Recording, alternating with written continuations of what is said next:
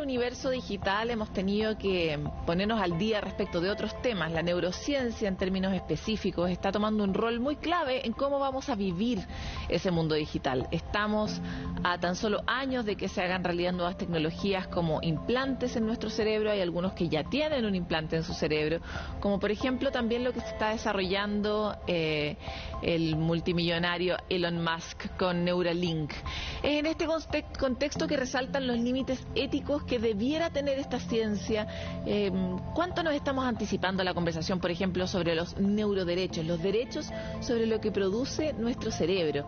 Va a ser clave finalmente para poder establecer también los límites sobre nuestra propia privacidad y si queremos que se use en nuestra contra la información que sale de nuestro cerebro. Para hablar sobre esto, hoy nos acompaña María Isabel Cornejo, investigadora y profesora de Ética e Inteligencia Artificial de la Facultad de Derecho de la Universidad Autónoma. Muchas gracias por estar aquí.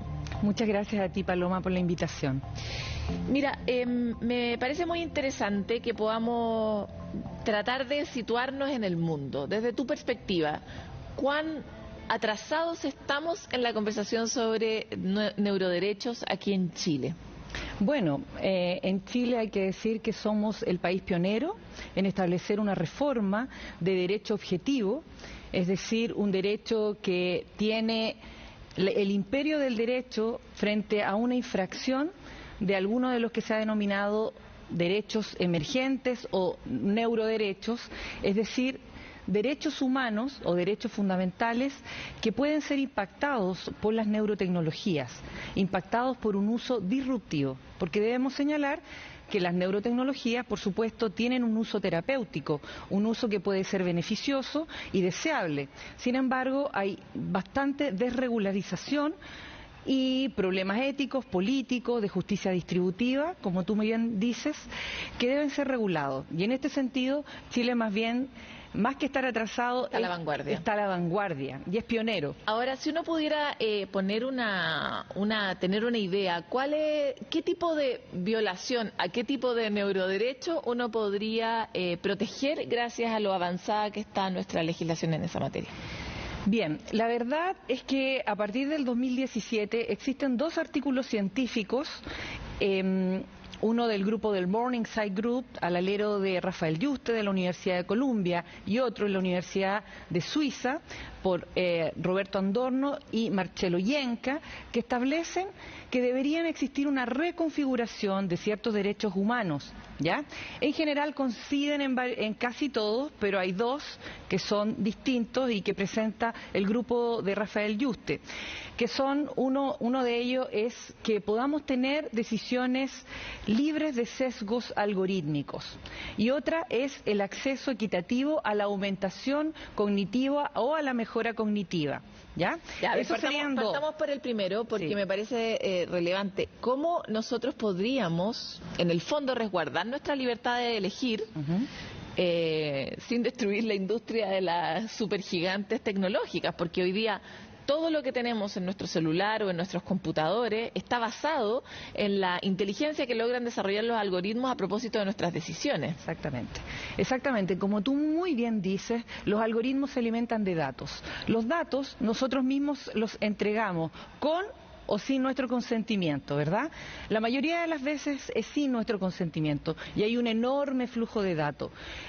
Y ese es el dilema a lo cual se debe alcanzar. Es decir, si realmente están perfilándonos como consumidores, por ejemplo, a raíz de lo que nosotros vamos cliqueando, nuestra huella digital que vamos dejando, y por eso se nos discrimina, parece ser que no estamos ante las reglas del derecho realmente, no estamos protegiendo nuestros derechos fundamentales. En este caso la libertad. En este caso la libertad cognitiva. Entonces, ¿qué es lo que se debería hacer realmente? Se debería, primero que todo, solicitar consentimiento informado, hacer consentimientos reales, no generales, largos, que nadie lee. No, pero además consentimientos que no signifiquen que si no, no puedes usar la aplicación, porque hay muchas veces que si tú no pones acepto, entonces no te dejan usar la aplicación. Muy bien dicho, eso de hecho se llama contratos de adhesión. Y por otro lado, tiene que existir un control de sesgo, ¿ya? Es decir, tanto en los inputs y outputs de lo que significa esta caja negra, los algoritmos, ¿no es cierto?, que solo conocen unos pocos los ingenieros que hacen, digamos, los algoritmos. Es muy importante la transparencia, la explicabilidad, finalmente que la persona pueda entender, ¿no es cierto?, para qué y el por qué se están utilizando esos algoritmos. No para discriminarme, no para hacer un perfilamiento de mis preferencias y después finalmente, en el fondo estaríamos eliminando el libre albedrío, estaríamos diciendo que no existe el libre albedrío. Oye, pero eso hoy día se nos atropella permanentemente. ¿Uno, sobre la base de la legislación chilena, está en condiciones de alegar por eso? Absolutamente, de hecho ya existe una acción constitucional, ¿no es cierto?, un recurso de protección que fue admitido a tramitación precisamente porque una empresa estaba recabando neurodatos, ¿no es cierto?, datos biométricos, sin el consentimiento de su usuario, sin saber qué van a hacer con esos datos, a dónde va a ir, a quién se va a transar. Tú sabes que los datos se transan, ¿no es cierto?, no solamente, y aquí desaparece el principio de territorialidad, y eso es lo desafiante, además de regular el mundo digital, ¿no es cierto? Ahora, de acuerdo a lo que me planteas, como que la frontera que estamos visitando hoy día es simplemente la del consentimiento, con la cual en rigor no se protege el libre albedrío, la capacidad de decidir libremente. Sí, bueno, no solamente, yo diría que es ingenuo, ¿ya? No lo digo por lo que tú me estás diciendo, porque tú me estás de hecho dando la razón. Porque imagínate en el metaverso, el flujo de datos neuronales y de todo tipo de datos que va a existir, no se le va a poder estar preguntando al usuario, ¿usted está de acuerdo con ingresar o no dar sus datos? No, realmente el flujo es tan amplio y es tan la vorágine que probablemente conceptos como consentimiento informado van a quedar obsoletos frente a este escenario que se viene. Es que a lo que voy es que además de quedar obsoleto el consentimiento o que sea solo el consentimiento lo que se puede proteger, lo que queda obsoleto es realmente resguardar la libertad. Bueno, exactamente, de hecho, ¿qué es lo que está en juego? Frente a una desregulación o no toma de conciencia a lo que nos estamos enfrentando, son las bases conceptuales subyacentes al derecho, precisamente el libre albedrío, la igualdad, la autonomía, la agencia, la responsabilidad. Son los conceptos con los cuales trabaja el derecho. Esto está puesto en tela de juicio si no logramos regular, hacer consenso de hasta dónde vamos, por ejemplo, a entregar parte de nuestra privacidad, ¿ya? Que otro de los derechos que han sido reconfigurados por los neuroderechos. Ahora, cuando uno mira las conversaciones que se están teniendo en otros lugares del mundo, ¿qué realmente es razonable esperar de cómo avance esta legislación? Porque la sensación que tengo permanentemente mientras conversamos es que en rigor va a ser imposible cuidar esto. Entonces, ¿cuál debiera ser nuestra expectativa al desarrollar una legislación y un sistema jurídico que proteja qué, por qué? Bueno, esa es realmente la pregunta del millón. Es una excelente pregunta.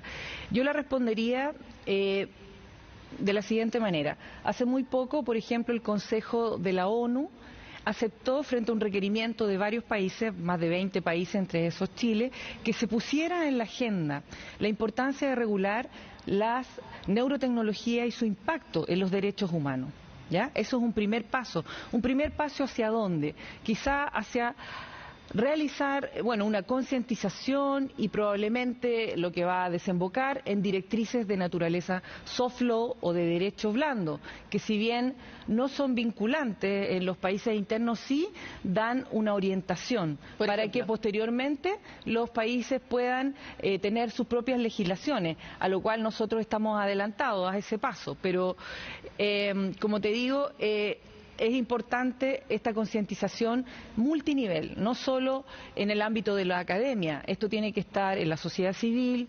en la participación política y, por cierto, de manera internacional. El Parlatino, la ONU, el OCDE, la Organización Mundial de la Salud, aquellos que están involucrados en temas de derechos de minorías vulnerables.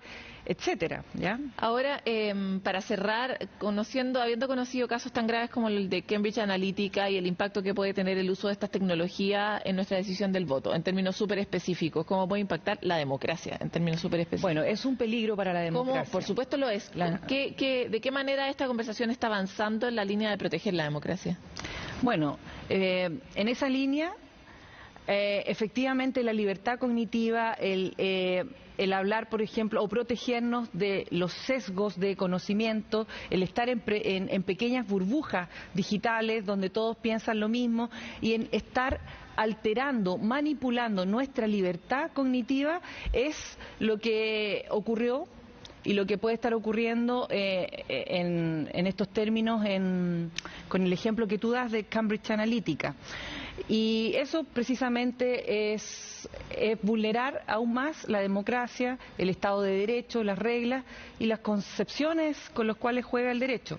Por lo tanto, es muy importante que se sigan realizando programas como este o, por ejemplo, como el Congreso que tendremos prontamente, un Congreso al alero del Congreso Futuro y otras organizaciones y varias universidades donde estaremos hablando prontamente el 28 y 29 de este mes, hablando de temas como el metaverso, que parecen escenarios tan distópicos o ficticios, pero ya vemos que no son ficticios y que nos afectan en todas las esferas, desde la más íntima, como nuestro derecho a la intimidad, a las más colectivas o sociales, como es la democracia.